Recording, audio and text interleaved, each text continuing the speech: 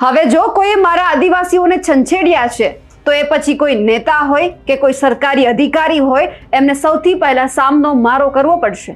આ હવે જાહેર મંચ ઉપરથી કહી દીધું છે સાંસદ મનસુખ વસાવાએ અને તમામ અધિકારીઓને ચેતવણી પણ આપી દીધી છે કે રહેવા દેજો, મારા આદિવાસીઓને તમે છંછેડતા નહીં, નહીતર પછી હું સામે ઊભો છું। અત્યાર સુધી ગુજરાતમાં આપણે એવું સાંભળ્યું છે કે અહીંયા અધિકારી રાજ ચાલે છે। हाँ, आखा गुजरात में अधिकारी राज चालतुं हशे पण क्यांक आदिवासी विस्तार में अधिकारी राज नथी चालतुं ए पण आपणे जोयुं छे। कारण के मनसुख वसावा अवारनवार पोताना जे सरकारी अधिकारीओ छे तेमने जाहेर मंच उपरथी ततडावता होय तेवुं आपणे सांभळ्युं छे ने जोयुं पण छे।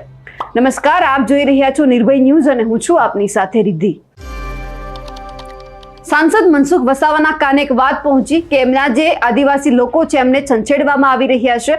ए लोको लाइट बिलनो वेरो पण भरे छे, घर वेरो पण भरे छे, तेम छतां एमनुं जे लाइट कनेक्शन छे ए अधिकारीओ द्वारा कापी नाखवामां आव्युं छे अने पछी नोटिस पण आपवामां आवी छे। એટલે મનસુખ વસાવા છે જાહેર મંચ ઉપર સરકારી કાર્યક્રમ હતો, તમામ અધિકારીઓ છે, મામલતદાર છે, એમને કહી દીધું છે કે પહેલા કોઈ વૈકલ્પિક વ્યવસ્થા કરો પછી તમે મારા આદિવાસીઓને નોટિસ આપજો। એમનેમ તમે એમનું કોઈનું જ લાઇટ કનેક્શન છે કાપી નથી શકતા અને જો હવે મારા ધ્યાનમાં આવ્યું તો પછી તમારે સૌથી પહેલા સામનો મારો કરવો પડશે અને પછી તમને એવું લાગે છે કે મનસુખ વસાવા છે જાહેર મંચ ઉપરથી અમને ગમે તેમ બોલી દે છે।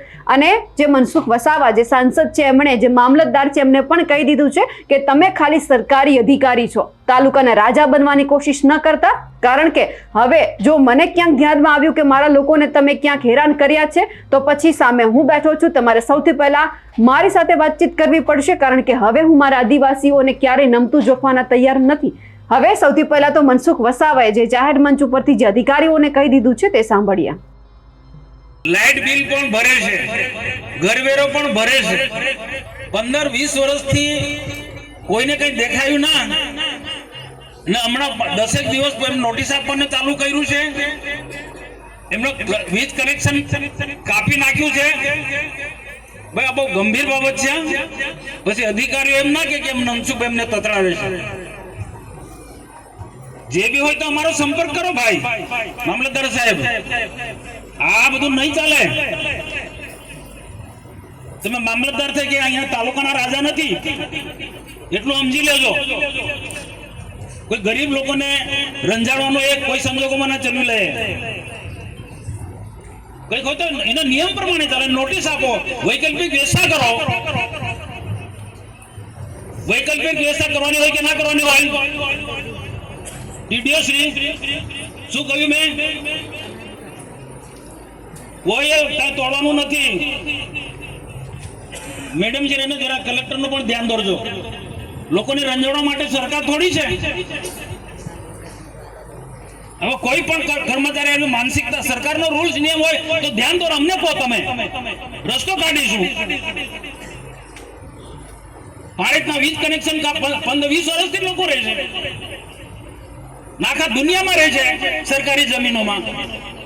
તમારે કોઈ પ્રોજેક્ટ લાવો છે મધ્યાહન ભોજન વાળો, એ પણ ખબર પડી મધ્યાહન ભોજનનો પ્રોજેક્ટ લાવો છો, કેમ ભાઈ મધ્યાહન ભોજનના સંચાલકો ક્યાં જવાના છે? અહીંયા એક જ સેન્ટરમાં બધું મધ્યાહન ભોજન અહીંયા બધું બનવાનું છે ને અહીંયાથી આખા તાલુકામાં બધું સપ્લાય કરવાના છે। પૂછો અહીંયા કોઈ પણ પ્રોજેક્ટ લાવતા પહેલા અહીંના સ્થાનિક આગેવાનોને પૂછો, તાલુકા પ્રમુખને નથી પૂછ્યું, અહીંયા અમને પદાધિકારીને કોઈને પૂછ્યું નથી। કલેક્ટરને પણ કહી દો તો કોઈ પણ પ્રોજેક્ટ અહીંયા લાવતા પહેલા અમારી સાથે પરામર્શ કરે। કલેક્ટર કઈ એનો રાજા નથી ભાઈ, અમને શા માટે તમે છંછેડો છો? અમે વિકાસમાં માનીએ છીએ, તમારા પણ સહકારની જરૂર છે। એક હાથે તાળી નથી પડતી। વિકાસ કરવો હોય તો પદાધિકારી ને અધિકારીઓ બધા સાથે મળીને, પણ ગરીબ જનતાને આદિવાસીને રંજાડવું ના હોય ને। કાયદો કાયદો ભલે હોય પણ કાયદામાંથી પણ વ્યવહારિક રસ્તો કાઢવો પડે કે ના કાઢવો પડે? કાયદા તો છે, અમને ખબર છે, કાયદાનું પાલન અમે કરીએ છીએ, પણ આ કાયદાઓ થકી ગરીબોને આદિવાસીઓને કે રંજાડવાનું થોડું હોય? આવું કોઈ સંજોગમાં ન ચાલી લેવા જાય। કઈ નહીં, સારી ખેતી કરી। હમણાં 2-4 લોકોનો ફોન હતો, હું રેસ્ટોરન્ટ પર જમવા ગયા હતા તે વખતે, તો કેટલાક લોકો સાહેબ બહુ મહેનત કરે છે, મકાઈ પકવે છે, પણ એ ડેડિયાપાડાના કેટલાક વેપારીઓ 2100 ભાવ ચાલે છે, એના બદલે 1800 ને 1900 આપે છે। ભાઈ મામલતદાર સાહેબ, ટીડર સાહેબ, આના સાથે જે અધિકારી જોડે કહી દો, એવા વેપારીને કાં તો કેસ કરો, ચાલો અહીંયા આદિવાસી છેતરવા આવ્યા છે એ તો બંધ કરી દેવું પડે ભાઈ. ને આપણા લોકોને પણ કહીએ છીએ અમે, ક્વોલિટી સારી આપો, ક્વોલિટી સારી આપો. થોડી ઘણી ખામીના કારણે આપણે એનો ઓછો ભાવ મળે છે, આપણે પણ કાળજી રાખો, કારણ કે એને પણ વેપાર કરવો છે. પણ ઈરાદાપૂર્વક કોઈ વેપારી કોઈ છેતરતો હશે કોઈ નાના ખેડૂતને, તો કોઈ સંજોગોમાં અમે ના ચલવી લઈએ. આ ડેડિયાપાડાના વેપારીને હું ખાસ ચેતવણી આપું છું ભાઈ, છેતરશો ના, તમને ભગવાન માફ નહીં કરે. આ ગરીબ આદિવાસી ખેડૂતને કેટલી મહેનત કરીને મકાઈ પકવે છે અને તમે એને લૂંટી લો છો ભાઈ. આ લૂંટવાના ધંધા બંધ કરી દેજો. અમે બધી રીતના સહકાર બી આપીશું, બધાને વેપારીને બી સહકાર, બધાને જ આપીશું સહકાર. આ ભરૂચ જિલ્લાની અંદર મોટા મોટા ઉદ્યોગો હતા, એક સમય હતો લોકો રંજાડતા હતા, પણ મેં સહકાર અપાયો. ઉદ્યોગો ચલાવો, સ્થાનિક લોકોને નોકરી આપો. આજે ધમધમીને ઉદ્યોગો ચાલે. તમારે પણ વેપાર ધંધો કરો, અહીંયા સારી રીતના વેપાર ધંધો કરો, પણ આદિવાસીનું શોષણ નહીં કરો ભાઈ, આદિવાસીનું શોષણ નહીં કરો. મકા એકલી વાત નથી કરતો, કોઈ પણ માં નહીં. અહીંયા ડેડિયાપાડામાં કોઈ પણ છે બાબતમાં આ વેપારી આદિવાસીનું શોષણ નહીં કરું છો. નહીં તો શું છે, આદિવાસી જયારે ફંટાશે ને તો અહીંયા તમારા ટગરા થી માંડીને બિસ્તરા પોટલા ઉઠીને નાવા પડશે. હું કહેવાય ટગારા બિસ્તરા પર ટગારા ત્રાજો, હું એવું નથી માનતો. નાના ખેડૂતોનું શોષણ કરે છે એ કોઈ સંજોગોમાં અમે ના ચાલી લઈએ.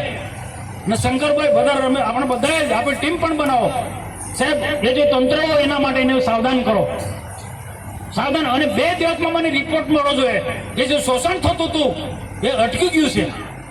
નહીં તો પછી હું જાતે નીકળીશ. મેં જાતે હું નીકળીને બધાને અઘરું પડી જશે. હવે એવું ક્યાં ગુજરાતની અંદર આદિવાસી પટ્ટામાં એવું લાગી રહ્યું છે કે મનસુખ વસાવાએ હવે નક્કી કરી લીધું છે કે હવે જો મારા લોકોને કોઈ છંછેડ્યા છે, એમને કોઈ હેરાન કર્યા છે, હેરાનગતિ કરવામાં આવી રહી છે અધિકારીઓ દ્વારા, તો પછી હવે હું એમને જવાબ આપીશ. મારા લોકો આપશે કે નહીં આપે, પરંતુ આ સાંસદ એમને મુંહતોડ જવાબ આપશે. એ હવે આ અધિકારીઓને પણ લાગુ પડે છે અને નેતાઓને પણ લાગુ પડે છે.